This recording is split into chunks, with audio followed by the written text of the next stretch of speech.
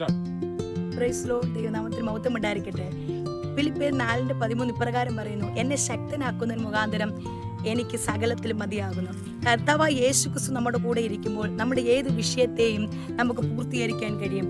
സാധാരണ മനുഷ്യരെയും കൊണ്ട് അസാധാരണമായ പ്രവർത്തികൾ ചെയ്യുന്നതാണ് ദൈവവചനത്തിന്റെ അടിസ്ഥാനം എന്ന് പറയുന്നത്. പത്രോസ് ഒരു സാധാരണ മനുഷ്യനായിരുന്നോ?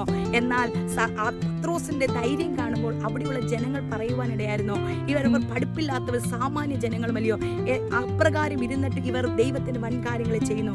അതുപോലെയാണ് ദൈവ സാധാരണ വ്യക്തികളെ എടുത്ത് ദൈവത്തിന്റെ വൻ കാര്യങ്ങൾക്ക് വേണ്ടി, വൻ പ്രവൃത്തികൾക്ക് വേണ്ടി ഉപയോഗിക്കുവാനിടയായിരുന്നു. അതുപോലെ ഇന്ത്യയിൽ കടന്നു വന്ന ഒരു മിഷണറിയാണ് വില്യം കേറി. UK ഒരു ചെരുപ്പ് കുത്തിയായിട്ട് ജീവിച്ച വ്യക്തിയായിരുന്നു. എന്നാൽ ദൈവത്തിന്റെ ദർശനം, ദൈവത്തിന്റെ ശബ്ദം കേട്ടപ്പോൾ ഇന്ത്യയിൽ ഒരു മിഷണറിയായി കടന്നു വരുവാനിടയായിരുന്നു. എന്നാൽ മിഷണറിയായി കടന്നു വന്ന ഈ സാധാ ഒരു ചെരുപ്പ് കുത്തിയായിരുന്ന ആ വില്യം കേറി എന്ന വ്യക്തിയിലൂടെ ദൈവം വലിയ കാര്യങ്ങൾ ഇന്ത്യക്ക് ചെയ്തെടുക്കുവാനിടയായിരുന്നു.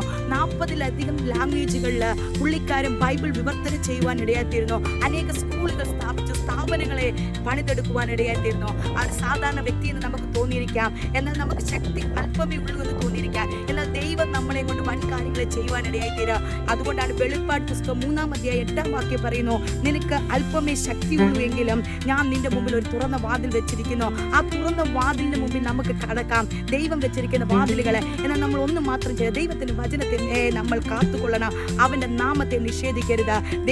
ദൈവത്തിന് നമുക്ക് വലിയ കാര്യങ്ങൾ പ്രതീക്ഷിച്ചുകൊണ്ട് ദൈവത്തിനായി വലിയ കാര്യങ്ങൾ ചെയ്യുവാൻ വേണ്ടി ഈ നാളുകൾ ശ്രമിക്കുന്നവരായിരിക്കട്ടെ. ദൈവം നിങ്ങളെല്ലാവരെയും അനുഗ്രഹിക്കട്ടെ. ആമേൻ.